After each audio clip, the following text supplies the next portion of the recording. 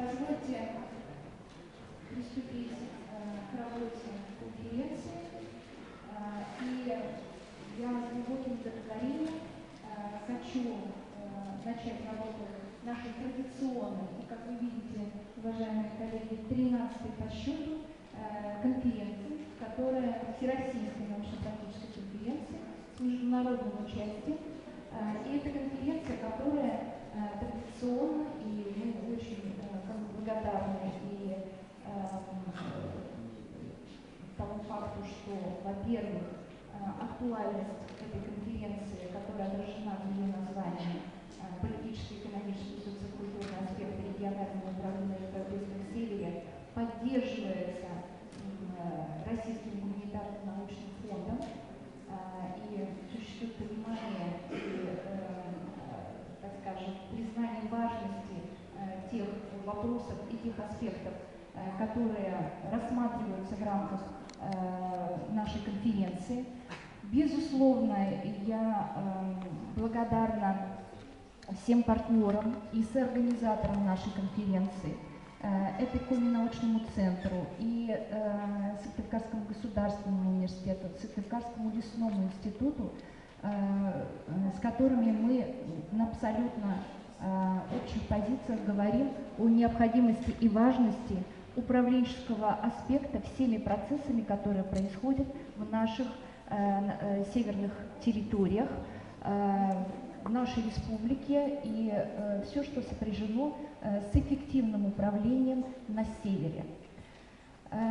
И я хотела бы с удовлетворением обозначить такой очень широкий круг участников. Вот без 2 минут было, как мне сообщили, было зарегистрировано 102 участника.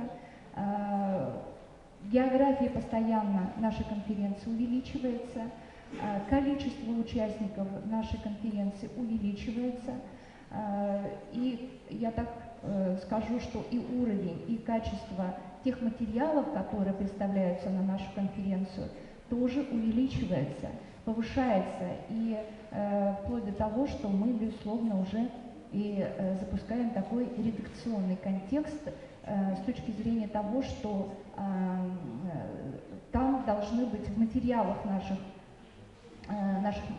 материалах должны быть отражены наиболее актуальные и наиболее такие качественные, содержательные материалы.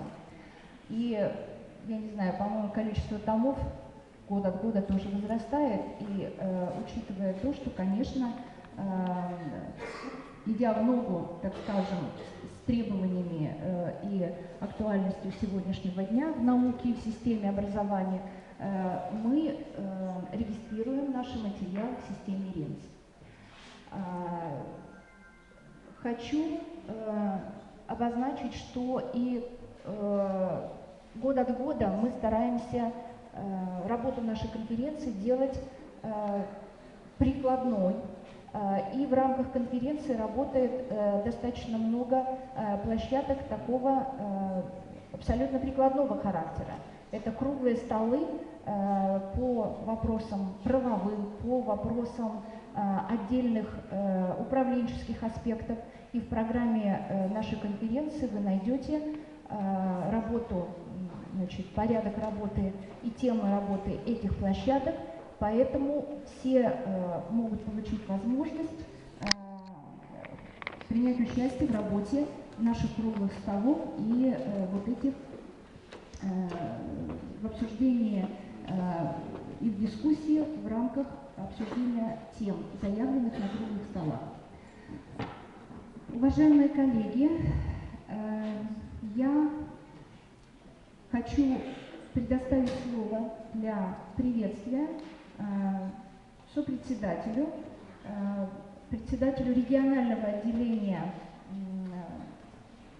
гуманитарного научного Российского гуманитарного научного фонда Попову Александру Александровичу, который является, как я уже сказала, сопредседателем оргкомитета. И, конечно же, вся работа конференции выстраивается прежде всего концептуально с точки зрения актуализации, определяется запросами или теми критериями, которые перед нами ставит Российский гуманитарный научный фонд. Попов Александр Александрович, доктор исторических наук, профессор.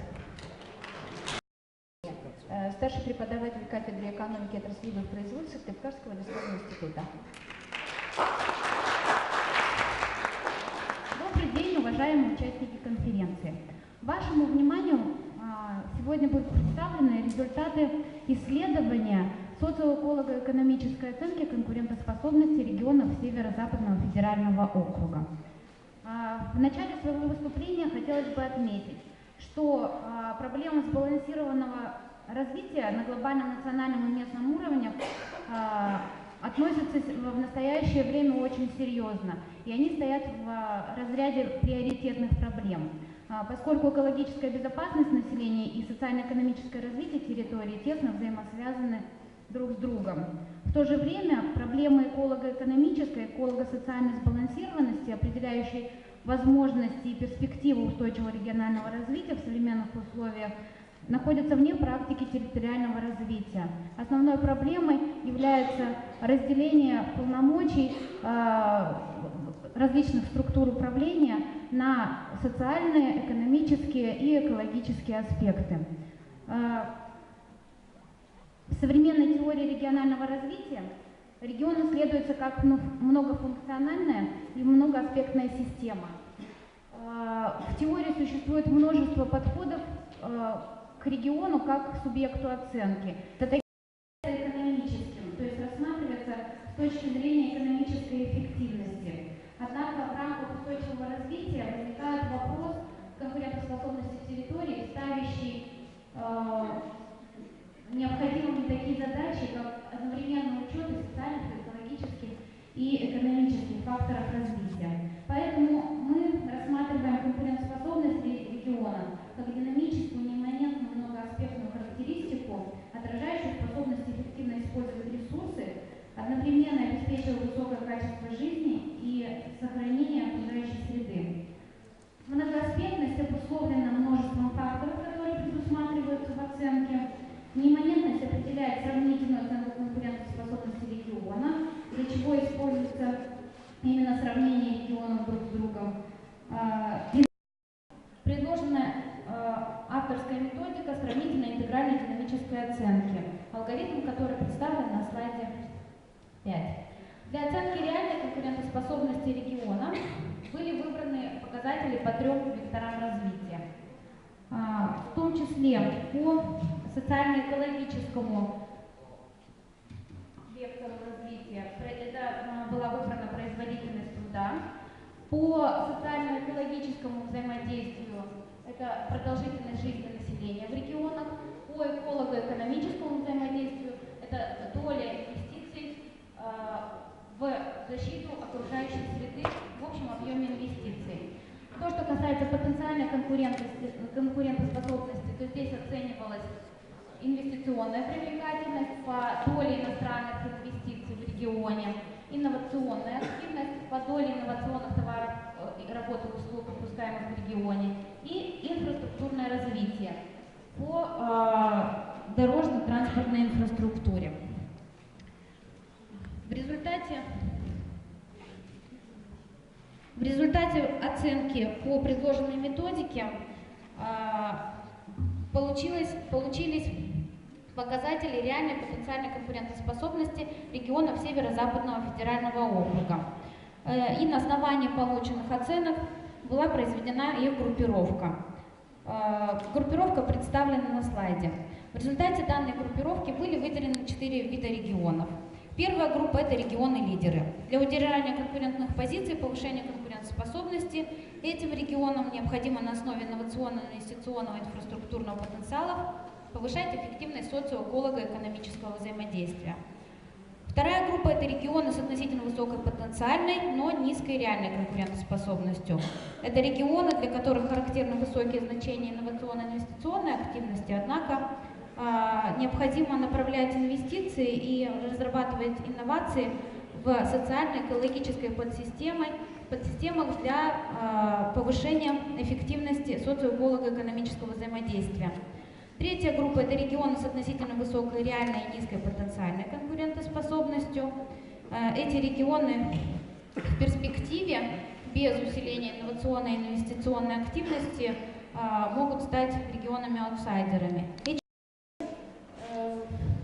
Так скажем, проблемы развития конкурентоспособности и показателей. Коллеги, вопросы? Тема очень актуальная. Да. Значит, с Ленинградской областью происходит такая ситуация. Большинство статистических показателей, относящихся, так скажем, к региону, компаний, они фиксируются в городе Санкт-Петербург, и поэтому получается, что Ленинградская область отстает по многим показателям.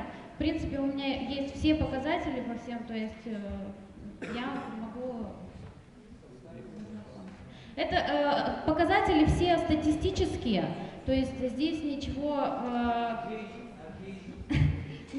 изобретено не было, то есть показатели все статистические на основании данных Госкомстата. Да.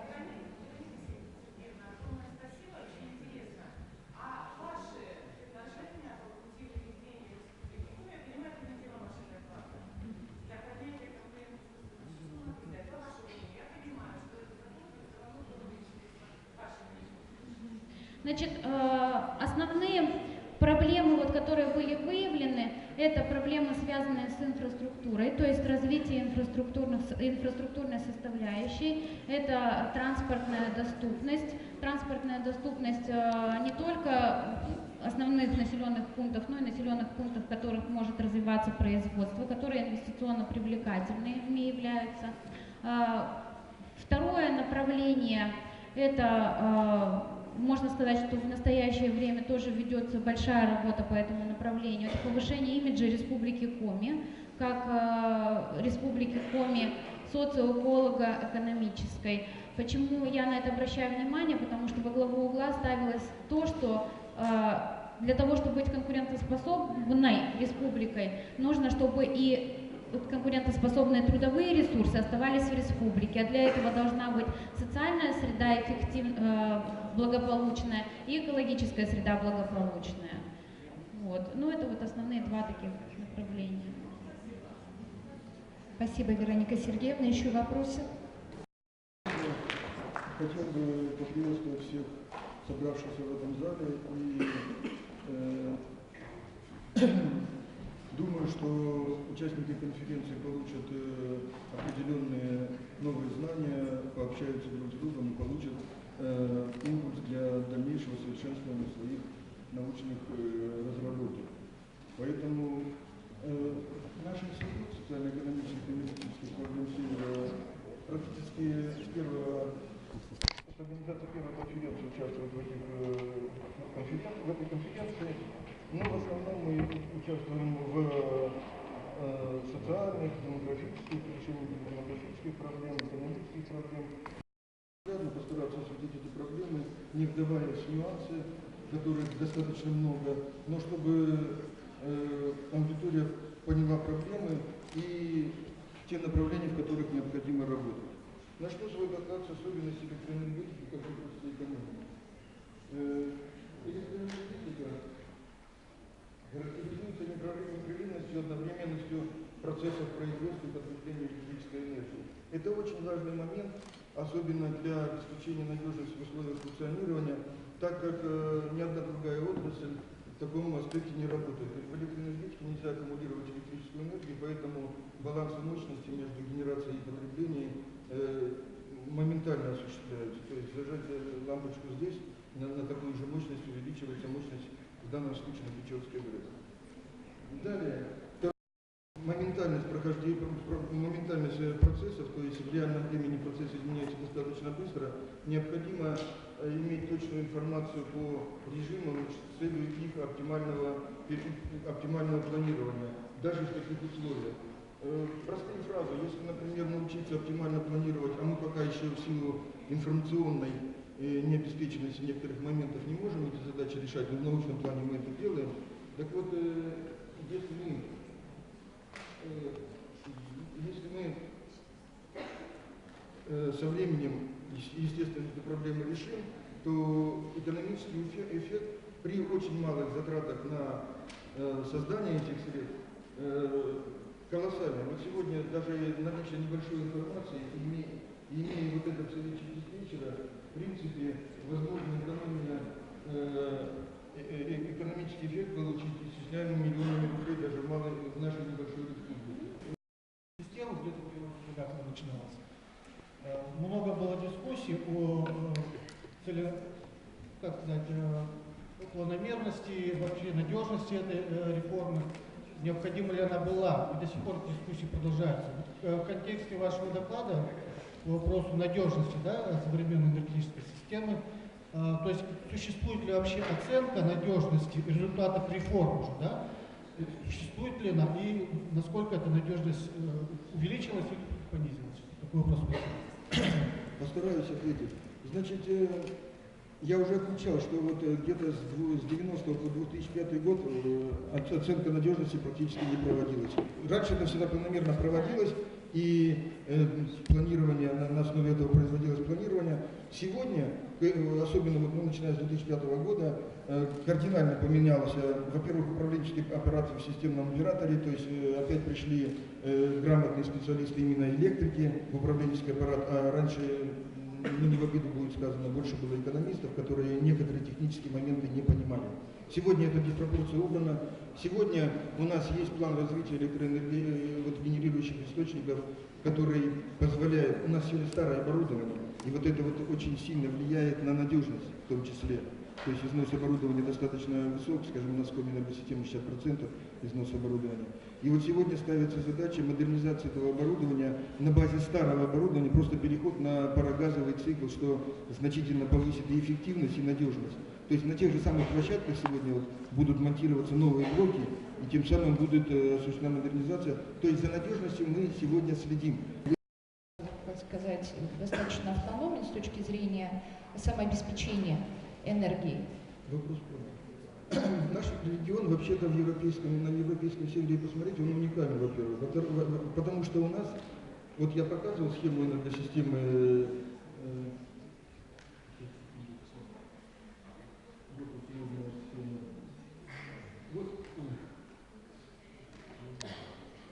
вот помните, вот эта связь, видите, очень слабенькая. 50 мегаватт пропускная способность на уровне Вельского-Дома, вот там слабые связи.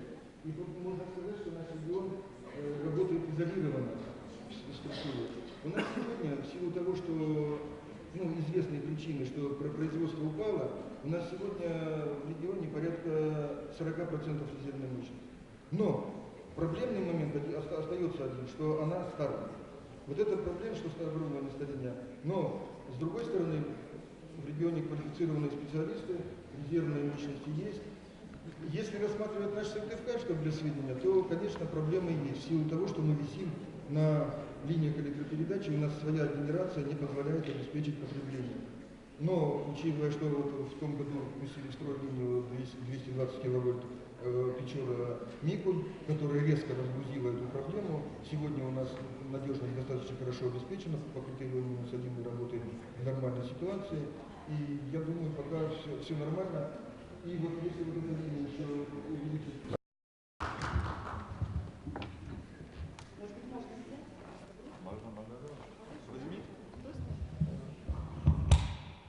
Неудобно. Всем удобно. Добрый день. Я приветствую такую, можно сказать, молодую аудиторию. Очень рада, что столько молодежи пришло послушать, в общем-то, доклады. Я думаю, что интерес такой действительно реальный. И поэтому приветствую, конечно, ученых, которые будут обсуждать очень важные проблемы. Но прежде всего, конечно, обращаюсь к молодежи. Я думаю, что, в общем-то, хоть и говорят, что наше будущее у всех старость, да, но все-таки наше будущее – это молодежь. Поэтому хотелось бы, чтобы вы получше слушали и побольше задавали вопросов. Спасибо, что пригласили и, в общем-то, пригласили выступить на пленарном заседании. Я буду говорить, наверное, о таких более жизненных вопросах. Я буду говорить о вопросах, которые связаны с развитием, социальным развитием, с развитием, которые связаны с вопросами социальной модернизации. Так. Для того, чтобы было понятно, хотела бы, чтобы понятийный аппарат и что такое модернизация. Модернизация – это планируемый и управляемый процесс, подчеркиваю слово «процесс», преобразование социально-экономического уклада какой-либо страны при активном внедрении в хозяйственную жизнь современных форм и технологий экономической деятельности. Ну, наверное, все студенты об этом знают, но еще раз хочу подчеркнуть, что это процесс, и, в общем, преобразуется и социальная, и экономическая сфера, и политическая сфера должна преобразовываться. Пишут в учебниках, начиная с Петра I, первая модернизация была, дальше Александра II мы вспоминаем время, когда до революции, и потом мы уже сталинскую модернизацию вспоминаем. И говорим о том, что практически они все прерывались на каком-то этапе, и дальше они не продолжались. Опять потом какой-то порыв, оказывается, мы отстали, нужно опять догонять кого-то, и начинаем новую модернизацию. Взять развитие даже малого бизнеса, и то мы не видим каких-то определенных таких субъектов, которые могли бы действительно дать и социальный импульс, и вопросы, которые связаны вообще с развитием территории. Социальное предпринимательство, сейчас многие говорят об этом, и, в общем-то, любое предпринимательство, которое не приносит больших доходов, начинает говорить о том, что это социальное предпринимательство. И я хочу показать определение, что такое социальное предпринимательство, для того, чтобы было понятно, о чем мы говорим. То есть это то, что касается, тоже процесс, который включает в себя выявление конкретной социальной проблемы и конкретные методы ее решения. То есть здесь вопросы связаны с решением социальной проблемы. То есть это направлено на то, чтобы решить какую-то социальную проблему. Если вот так по-простому сказать, что вообще, чем отличается простое предпринимательство от социального предпринимательства, то в основу предпринимательства лежит всегда прибыль, получение прибыли.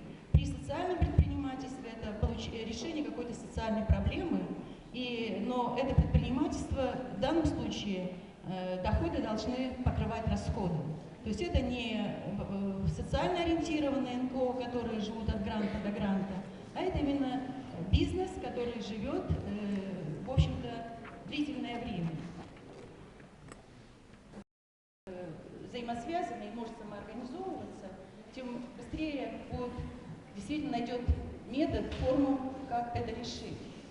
Есть, значит, определенная личная инициатива, есть люди, которые будут решать, есть актуально для России и для Республики Коми. Но сейчас достаточно много говорят о том, что, во-первых, в те тучные годы, которые были на социальную сферу, было выделено достаточно много денег. А если вы сами являетесь потребителем, в общем-то, каждый из нас является потребителем социальных услуг, то качество этих услуг практически не улучшилось. Постараюсь коротко рассказать все, что касается заявленной темы. С одной стороны, инвестиции на Белиоскомину, всем за много лет. С другой стороны, так сильно меняется механизм управления инвестиционной сферой, в первую очередь с точки зрения государственного воздействия, особенно в последние несколько лет. И опыт моего участия в открытом правительстве Абызова и в правительстве Санкт-Петербурга в комитете по инвестициям в некотором виде может быть представлен следующим образом.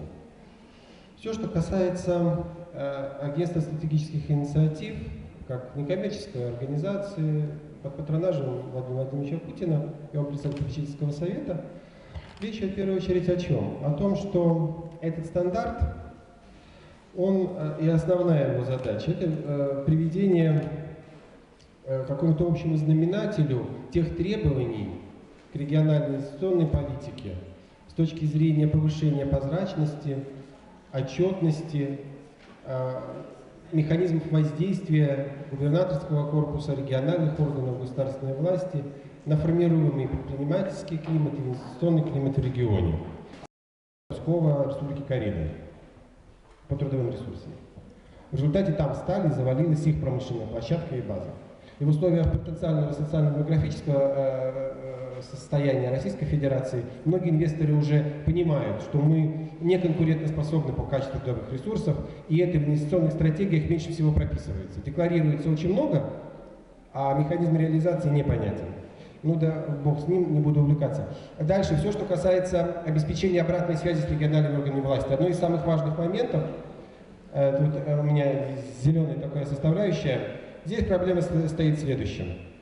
Для сотрудников органов госвласти, и это проблема, почему здесь вот я сотрудничаю с Академией госслужбы, и не первый год, речь идет о том, что критерии оценки показателей эффективности обучения, стажировка и динамика обновления знаний такова, что это даже не раз в 2 года или раз в 3 года, а регулярно. Поэтому с точки зрения, помимо обеспечения обратной связи, это участие коммерческих потребителей в регулировании цен естественных монополий.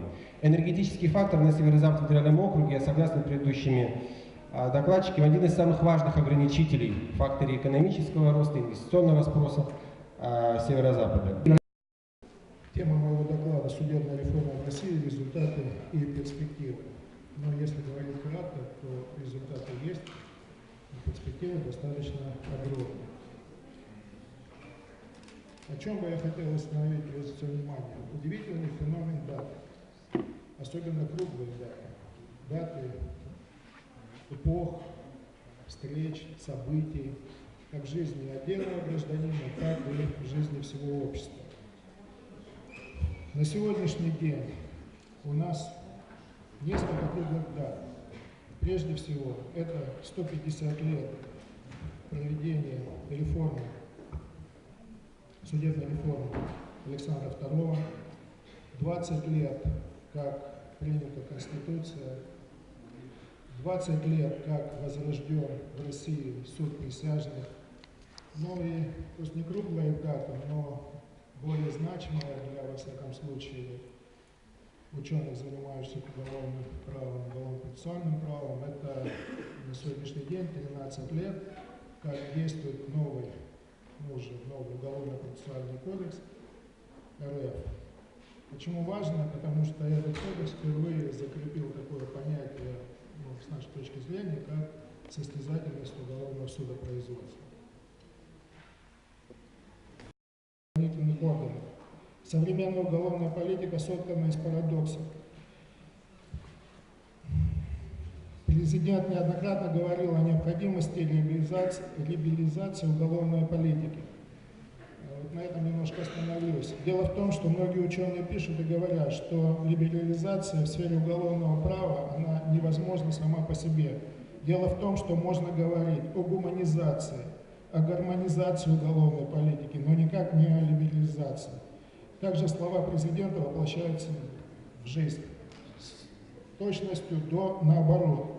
Немножко статистики. Все-таки, как и даты, цифры, они наиболее ярко обозначают, проявляют, выделяют проблематику. Но не утомлю, буквально немножко. За время существования Уголовного кодекса Российской Федерации его особенная часть пополнилась 39 статьями. Исключено всего 5 статей. Введение уголовной ответственности всегда есть ужесточение закона. Какая же здесь либерализация? 83% санкций у нас имеют возможность назначить такое наказание, как лишение свободы. По данным профессора Коробеева, деяния пенализировались 472 раза в сторону усиления, 281 раз, смягчение 191. Таким образом, количество актов усиливающих в 1,5 раза выше, чем количество актов его ослабления. То, что касается статистики, опять же, как пишет профессор Галустян, Статистические данные о законности приводить бессмысленно, так как существующая статистика не отражает истинного положения дел, а наоборот искажает реальную обстановку, вводит в заблуждение общества, граждан и руководства страны. Лучшая и объективная оценка состояния законности, соблюдением права и интересов граждан в уголовно-процессуальной деятельности – это мнение населения о работе правоохранительных органов, полиции, дознавателей, следователей, прокуроров, судов. Между тем, по мнению граждан России о работе названных органов весьма отрицательно. Во многих странах Запада бытует мнение о том, что если в стране более 50% граждан не доверяют суду, значит в данной стране нет правосудия, и что-то надо кардинально менять. Если придерживаться данной позиции, то у нас правосудия вообще не существует, так как, по данным СМИ, 80% граждан не доверяют суду. Не доверяют правоохранительным органам еще больше. Второй момент. Гражданское общество должно формироваться в том числе за счет, наверное, литературы, искусства, театра, кино. Небольшая выдержка из художественной литературы. Некий монолог автора. Но вы знаете, в каком состоянии у нас сейчас суды? Там много взяточников, даже вымогателей. Не мне вам объяснять, что нет у нас независимого суда.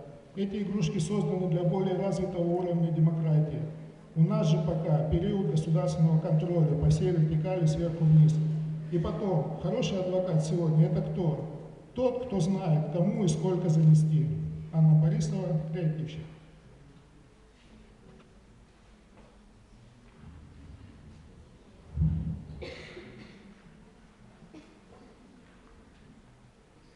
В то же время, согласно части 1 статьи 19 Конституции России, все равны перед законом и судом.